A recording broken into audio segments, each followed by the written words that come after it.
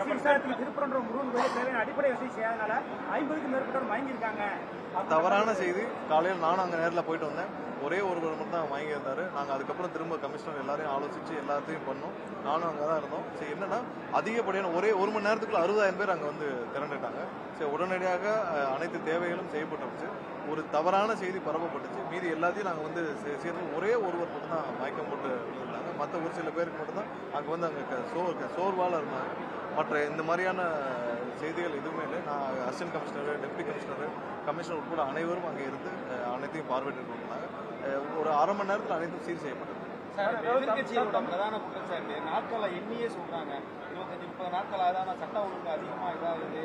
தென்காசியில் ஒரு இஷ்யூ, இன்னைக்கு தூத்துக்குடியில் ஒரு இஷ்யூ, இந்த மாதிரி ரிப்பீட்டடா வந்துட்டே இருக்கு. இது சட்ட ஒழுங்கு குறைபாடு. ஒரு விஷயம் எல்லாரும் புரிஞ்சுக்கணும். ஆங்காங்கே ஒரு சில இடத்துல வந்து தனிப்பட்ட காரணங்களால் நடக்கும் குற்ற சம்பவங்கள், தனிப்பட்ட காரணங்களால் நடக்கும் கொலை சம்பவம், குற்ற சம்பவம் இருக்கு. எங்கெல்லாம் வந்து தவறான குற்ற சம்பவம் நடக்குதோ உடனடியாக காவல்துறை சார்பாக நடவடிக்கை எடுக்க முதல்வர் உத்தரவிட்டு உடனடியாக நடவடிக்கை எடுக்கும். போன ஆட்சிக்கு இந்த ஆட்சிக்கு என்ன வித்தியாசம்னு பார்த்தீங்கன்னா, எங்கெங்கெல்லாம் குற்ற சம்பவம் நடக்குதோ அவர்களை காப்பாற்றும் வேலையை அரசு போன திமுக ஆட்சியில் செஞ்சாங்க. எங்கெங்கெல்லாம் பாலியல் குற்றங்கள் நடக்குதோ அவங்களுக்கான விசாரணையை 1 வாரம் கழிச்சு தவங்குச்சு. அது உயர்நீதிமன்றம் வரைக்கும் உச்சநீதிமன்றத்துக்கு உத்தரவிட்டு தான் செஞ்சாங்க. தனிப்பட்ட விரோதங்களால் தனிப்பட்ட காரணங்கள் நடக்கும் குற்ற சம்பவங்களுக்கும் அதை எப்படி அரசு கையாளுது, எந்தெந்த நேரத்தில் கைது செய்யப்பட்டது. மீனாட்சி அம்மன் கோயில்கிட்ட ஒரு கொலை நடந்தது. 4 மணி நேரத்தில் யார் குற்றவாளி அனைவரும் கைது செய்யப்பட்டாங்க. அரசு என்னென்ன மாதிரியான நடவடிக்கைகள் குற்ற சம்பவம் நடந்த பிறகு கையாளுகிறது என்பதை நீங்கள் கம்பேர் பண்ணி பார்க்கணும். போன ஆட்சிக்கு இந்த ஆட்சிக்கும் ஒவ்வொரு இடத்திலும் மிகவும் கவனமாக எந்தெந்த சம்பவங்கள் நடக்குதோ அதை முதல்வர் டெய்லி மானிட்டர் பண்ணிட்டு தான் வராங்க. குற்ற சம்பவங்கள் தனிப்பட்ட காரணங்களால் நடந்தாலும் அதை கையாளும் விதமாக போன ஆட்சிக்கு இந்த ஆட்சிக்கு சிறப்பாக இருக்குது.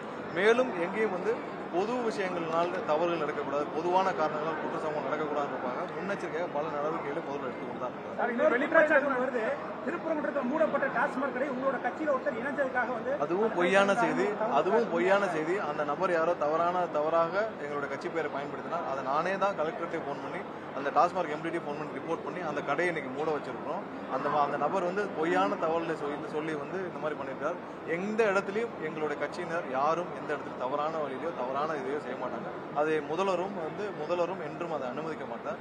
எந்த இடத்துல அந்த மாதிரியான ஏதாவது மிஸ்யூஸ் பண்ணாங்கன்னா அது உண்மையிலே வேற யாராவது இருப்பாங்க. எங்க கட்சி நிர்வாகிகள் அதை செய்ய மாட்டாங்க. அரசுன்னு சொல்றோம் சார். ஆனா டெல்லி போன முதல்வரோட திட்டம் கூட வெளியில வரல. அதே மாதிரி ஒரு டெல்லியில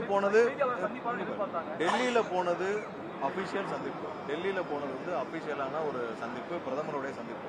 அதுல என்ன வெளிப்படைத்தன்மை வேணும்? டெல்லி போறாரு, அப்பாயின்மெண்ட் நம்ம கேட்டிருந்தோம், அவங்க கொடுத்துருந்தாங்க. அது தக்கன வந்து முதல்வர் வந்து பிரதமரை சந்திச்சு என்ன கோரிக்கை கேட்கப்பட்டதுன்னு வரைக்கும் உங்களுக்கு அறிக்கையாக தரப்பட்டு வந்துச்சு. அதற்கு மேல என்ன வேணும்? இது வந்து அபிஷியல் சந்திப்பு. தமிழகத்திற்கு என்ன தேவை, உடனடியாக என்ன தேவை என்று முதல்வர் வந்து முதலாவதாக மேகதாது அணை விஷயம் அது உடனடியாக நமக்கு தீர்க்கப்பட வேண்டும். அதற்காக ஃபர்ஸ்ட் முதல்வருடைய ட்ரிப்பு உடனே பிளான் பண்ணதுக்கு முக்கிய காரணம் மேகதாது அணை விஷயமாக.